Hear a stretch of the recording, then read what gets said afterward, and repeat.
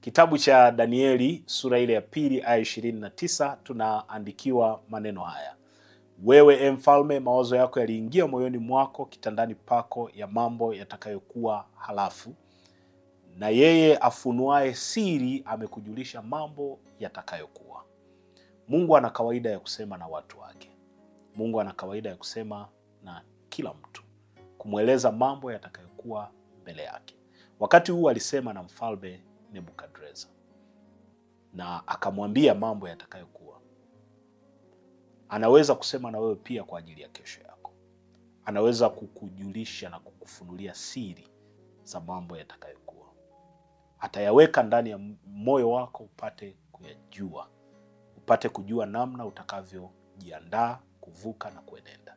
Kuna wakati inakuja fikra ndani, kunakuja hali ndani ya moyo, unaanza kuona kama kesho itakuwa hivi. Ghafla unaanza kuandaa vitu, alafu kesho unavuka. Usiache kumsikiliza Mungu. Wakati mwingine atasema nawe kwa njia ya ndoto, akuambie mambo yajayo mbele yako, akupashe habari za vitu vijavyo mbele yako. Usiikose sauti ya Bwana. Ninajua ziko sauti nyingi zidanganyazo ambazo zinatupoteza, zinataka zituhamishe tutoke nje ya kile Mungu anataka tukipokee kutoka kwake. Mungu siku zote atakuandaa kwa ajili ya kesho. Mungu atakuandaa ili kesho uweze kuvuka salama, uweze kushinda. Usilikose darasa lake la maandalizi anapokuandaa. Atasema na wewe, akufunulie siri za mambo yajayo. Hakikisha kuna utulivu wa kutosha ndani yako kuweza kumsikiliza Bwana, kuweza kumsikiliza Mungu. Danieli anasema na mfalme, anamwambia Mungu amekufunulia siri za mambo yatakayokuwa. Na wewe vivyo hivyo Bwana ayaweke moyoni mwako yatakayokuja baadaye, ili uweze kujiandaa, uweze kuvuka kwa ushindi. Na tuombe. Bwana, ninakusifu na kutukuza. Nakusihi Bwana ukaachilie mawazo ndani ya moyo wa mtumishi wako huyu.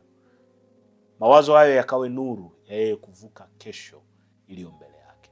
Ukaachilie fadhili zako na neema yako na utukufu wako, na wingu lako likawe pamoja naye.